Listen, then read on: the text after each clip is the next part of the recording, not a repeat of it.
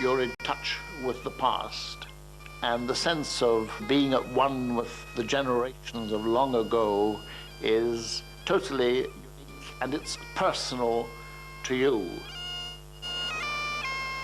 Because the music fits in so well to the sea, the river, the loch, the glen, the mountain behind you.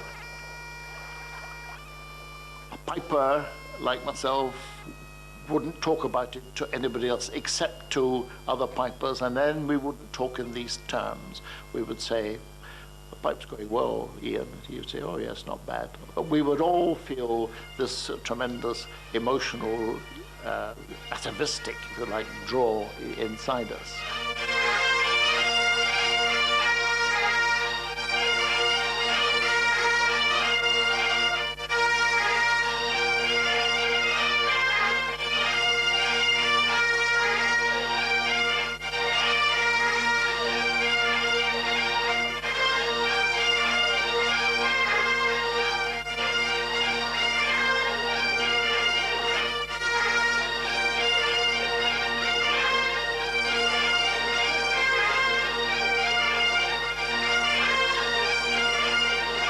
Today the clans are gathering, and they've been doing that here in Oban since 1871. For most people, be they from croft, castle or council estate, or up overnight from Belgravia, the Agarsha gathering is a fine day out, with all the fun of the fair.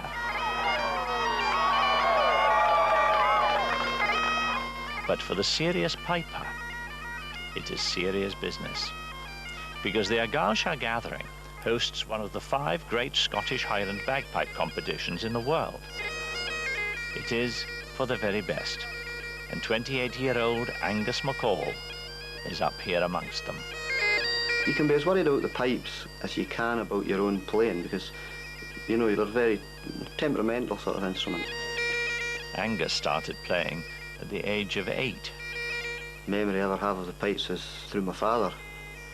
He used to play the pipes and he'd be practicing in the house, and I used to strap on a wee set of pipes when I was only young and walk up and down behind them. The town of Oban, home to the Agarsha gathering, is a point of departure for the Western Isles. It's where Angus was born and where he lives today.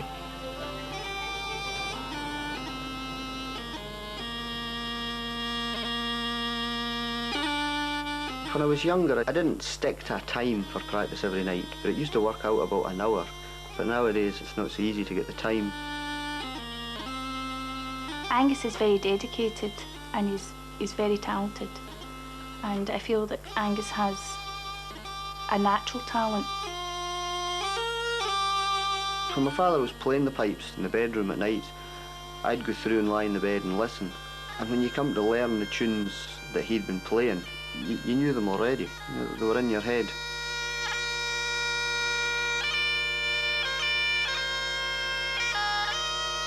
I think if you hear a finely tuned set of pipes being played and played well, there's no other sound like it. There's no other instrument like it.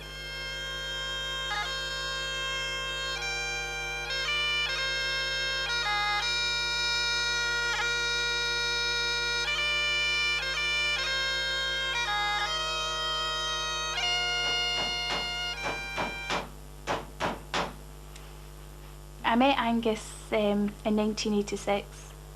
I was working as a part-time waitress at that time in the Highland restaurant in Oban, and Angus was playing in the Corn Halls in the variety show that was on there then, and he asked me out.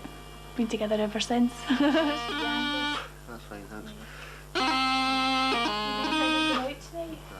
Musical talent may not always run in families, but it certainly does in the MacColls. It's not only his father who plays. Angus's great-granduncle was the famous John MacColl. He's remembered mostly now as a fantastic composer of competition marches. He must have composed about 12 of the best 20 marches that are played even today. He made a lot of money. He was earning something like £40 a day. And that was at a time also when a policeman in Glasgow was getting less than £1 a week for his wages.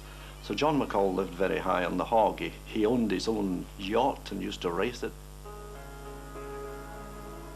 Few pipers ever expect to achieve that sort of worldly success. They're happy simply making their kind of music where best they can. Angus's father, Duggie Mac Coll, learnt his piping in the army. Oh, it was good to be a piper in the army. I never regretted it. Made a lot of good friends. Still meet a lot of them at various piping events. I reckon he could have been a really good player. But I think when he was young, I think he lacked a bit of confidence, self-confidence. Twice a week, Duggie Mac Coll plays at a restaurant in Oban called McTavish's Kitchen. You know that you're just background anyway. You know, you've got to take all the standing on the cat's tail and all that. But you just accept that. And there's maybe one that's a piper or interested in it that's listening to you. So you've got to try and keep your standard up as best you can every night. If you're playing for an audience who maybe aren't too familiar with the traditional music, they're wanting to hear something a wee bit flash. The people do enjoy that kind of stuff. Sometimes at Cayley's, it's Heather's turn.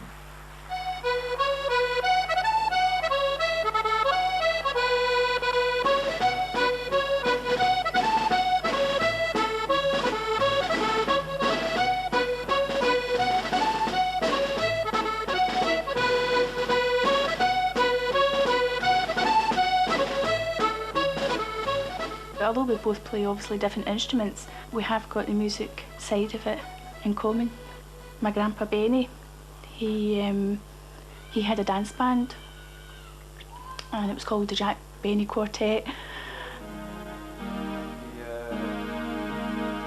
The Broadford bass. Aye. Donald Shaw is with Scotland's contemporary folk group called Capper Cayley. He, Angus and others are producing an album blending the bagpipes with newer sounds. Working on the record with Angus, as I say, it was just like two friends getting together and making a noise, so and having a good time.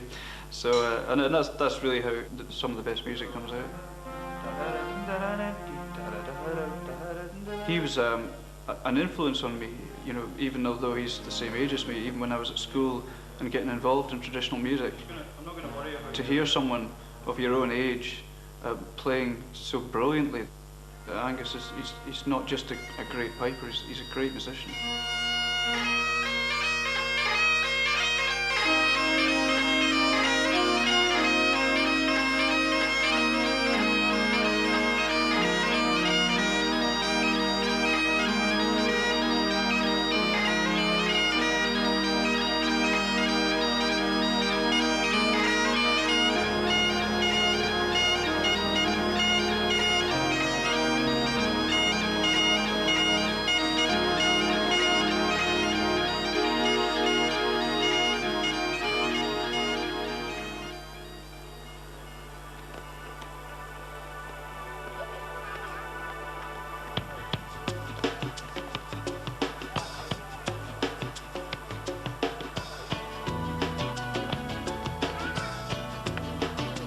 She loves her daddy. Oh my, very, very close. They go everywhere together. You see, Kelly loves music too. She loves to sing. She's picking up what we sing and she's hearing it. What we do, it's all really revolved around music. In the car, he's playing the tune on the steering wheel. It's in his mind all the time, you know. Music. He usually finds if we're walking down the street and he's holding my hand, you find him, he's playing a tune in my hand and he's holding me, holding my hand. That's musicians for you.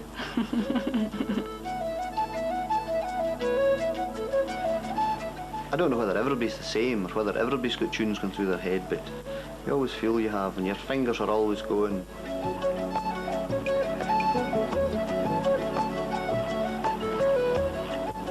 You find that you're singing it to yourself.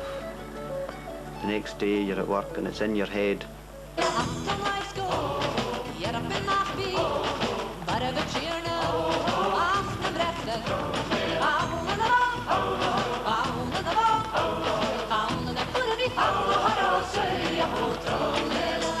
I've tried writing a few tunes.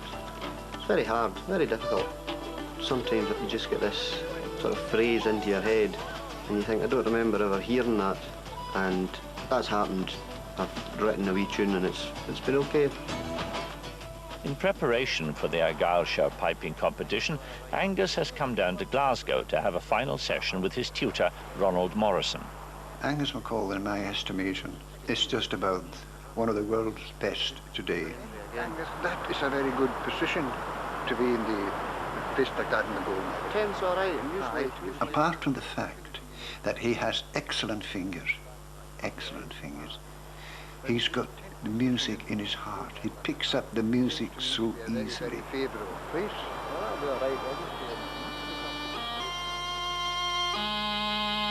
He doesn't follow me slavishly. He understands what it's all about.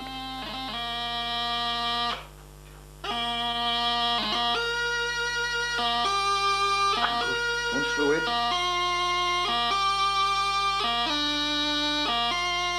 And go, and go, and go. Down.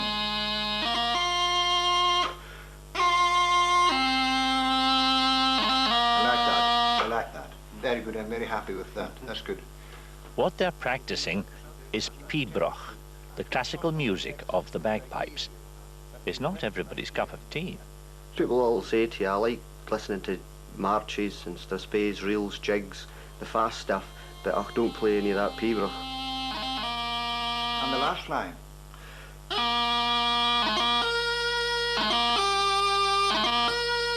I think pibroc'h is the kind of music that grows on you. The more you understand it, the more you get familiar with it and the more you enjoy it.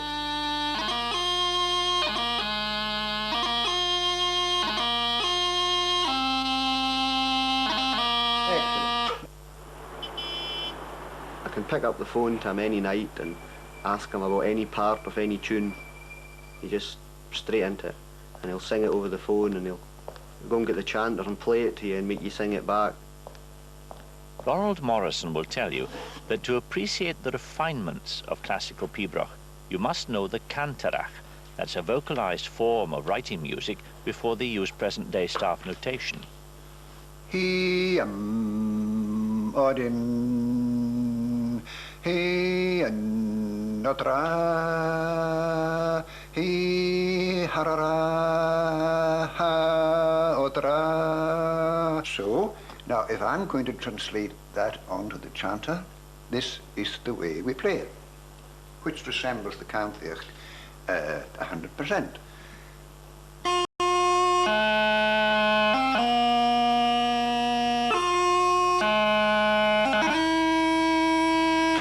But today, with staff notation, do we still need the cantarach? Staff notation is barred to music 2/4, 3/4 and common time.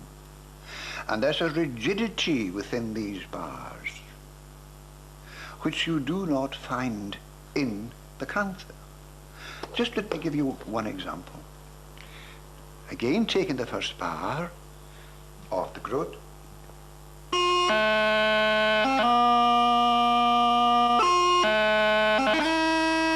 Now, that's how it's written.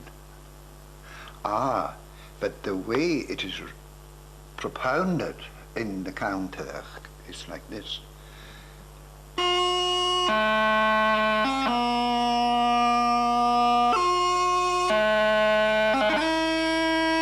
Smoother and more, it has more rhythm to it.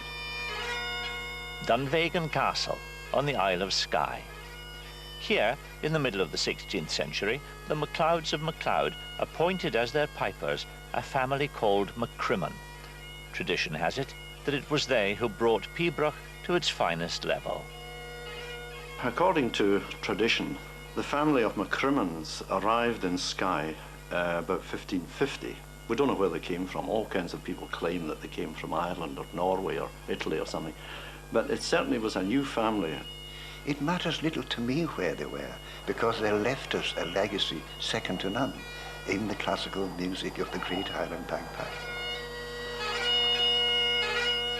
Pibroc'h is a theme with variations. Celtic symphony, it's sometimes called. The theme is called The Ground, and it lasts maybe about 3 or 4 minutes. And thereafter, You have the variations, which is kind of an elimination. And then you go on to the tour, which is a continuation of the elimination. Until you get to the end where the piper really can't do much more with his fingers. And so it doesn't stop. He goes back to the theme and plays the theme again.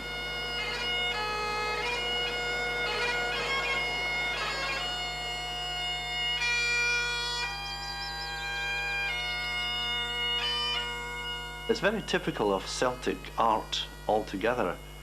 The man has a certain area to work on, and he engraves a theme, and then he engraves on top of that, and so forth. And the going back to the beginning, you see, is the same as the illuminated manuscripts, where they have the serpent with its tail in its mouth, which is the symbol of infinity.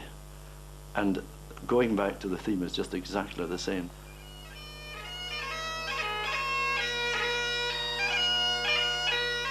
There is the feeling that you should be a Scot in order to play a bagpipe. There's even a feeling in the Highlands you should be able to speak Gaelic before you can play it. But my answer to that is that the call of the bagpipe is to the blood, not to the tongue.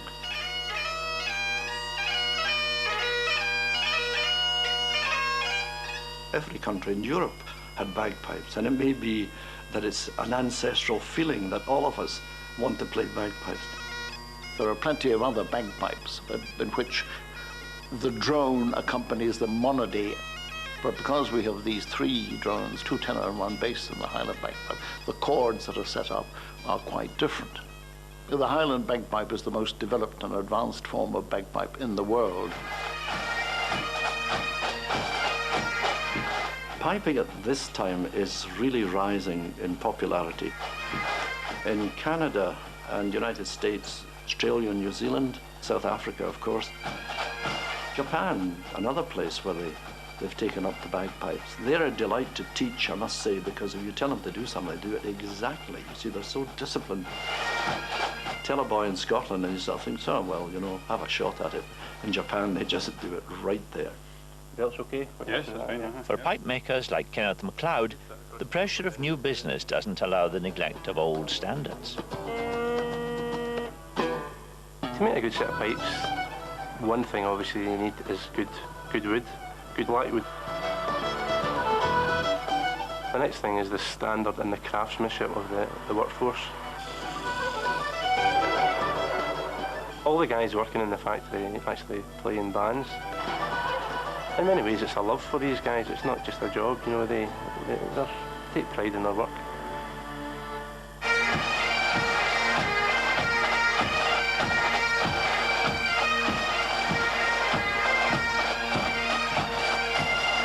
The tradition of the instrument is martial.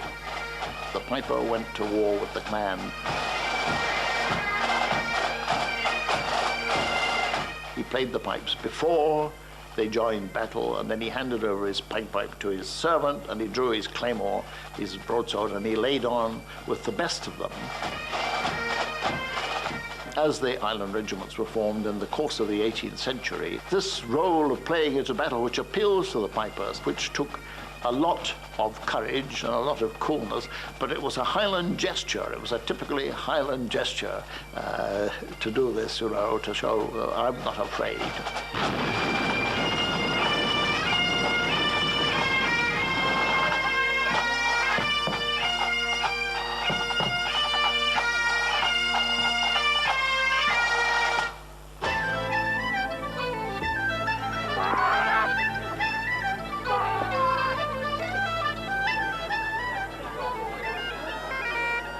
The bagpipe, they say, is an outdoor instrument, best suited to wind-swept battlements and open moor. But for the serious business of a pibroc'h competition, a more constrained environment with a touch of Presbyterian austerity is required. Not here the romantic distractions of a chieftain's castle, its great stone walls adorned with shield and broadsword. Instead, it's the serviceable lounge of the Royal Hotel Oban and a bolt of tartan tacked to the wall.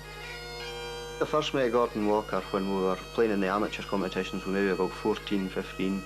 We just got friendly, and he comes up to Oban and he's stayed with us a couple of times. We've had a tune. Gordon Walker's from the Royal Highland Fusiliers. He's a corporal in there, and he is a very good player. Real strong fingers and very musical.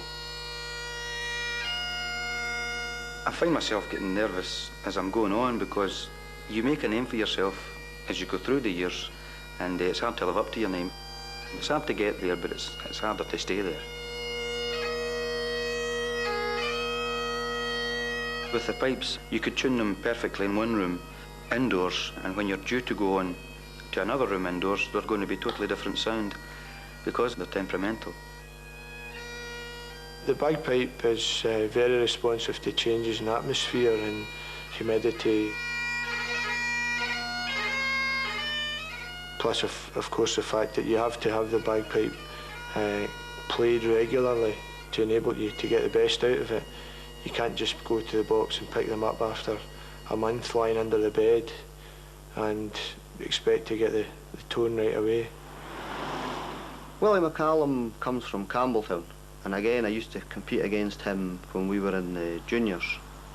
You're always confident that he's going to go from the start to the finish without any alteration in tempo. Always got a good instrument. These movements, they're much more complex than anything in the lighter music, and the discipline is that you have to make them all and not miss any. When you come to that part of the tune, you really have to be on top of your game and finish strongly. I think competing is just, it's a disease, it's an illness that pipers have, and they can't stop it. I'm one of the pipers that's carried on. Alasdair Gillies comes from Clochrennan, and he's one of the most experienced players about just now. He's been playing at a top level for a long number of years, and he's still right in there.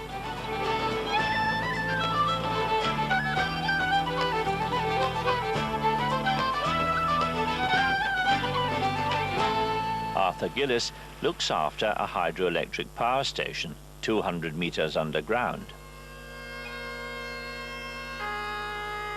When I play pibroc'h, I feel that I'm going into a world of my own. This doesn't happen all the time, of course, but sometimes when the bagpipe's really going well and you're playing really well, it's not a long time to play a pibroc'h, although you're playing for 15 or 20 minutes, it's over in seconds.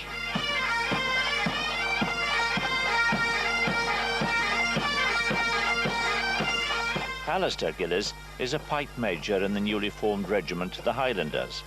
He's always been an army man. The army's been a great help to my competitive piping. They're very keen to give me time off to go around the circuit and compete as much as I can. Alasdair Gillies, I would say, is one of the best all-round players. He's really, really good.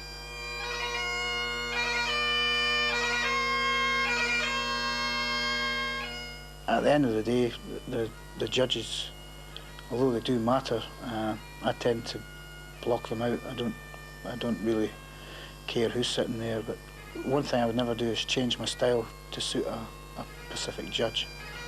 I suppose it might be a big-headed attitude, but it's only me that I'm pleasing. And if they don't like it, well, I'll live to fight another day. And what are the judges' criteria for assessing a player? And it's not music unless it's backed up with a high degree of technique and on a good instrument. Because the bagpipe is worse than a woman. It requires more attention than a woman. It's memory under pressure, and it's very easy under pressure on the platform there to get it slightly wrong and it's not right. You can't deviate very much away from the traditional, what's written. And it's only when you get these 3 dimensions right that you can get into the 4th dimension of trying to make music. You just look at the music and phrase the music whichever you feel. You know, you can sort of extend a note, and you can shorten a note to whatever you feel, but as long as you stick rigidly to the music. So there's a kind of road to go down, and yes, you can go by the side of it, but there's a definite road to go down. You're more nervous for somebody else, for the likes of him playing, than you would be if you were doing it yourself. Well, I certainly couldn't sit through the gold medal. I'd be too nervous. I couldn't do that.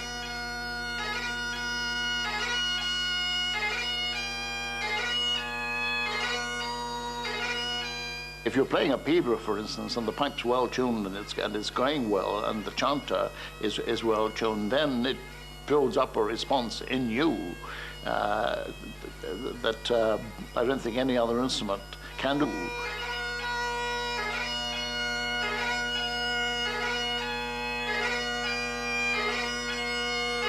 Angus is a tremendous player. I've known him for some 12, 13 years now. And the competition's always quite fierce between us. I think we tend to have the same sort of style of play. I would say it's got a sort of West Coast flavour to it. It's more flowing, more lift to it. A lot of that music has been passed on orally over the centuries, part of an oral tradition. And when you have an oral tradition, I think you have a great depth and soulfulness. It really has an appeal to me. I couldn't tell you why, but there it is. Michael Cusack comes from Texas, and it's interesting meeting the likes of Mike at Oban and Inverness, because that's the only place you possibly meet them over the year. Not like you're meeting the same faces every competition you go to. We're all trying to beat each other naturally, but there's no sort of sense of a win at all costs attitude, I don't think.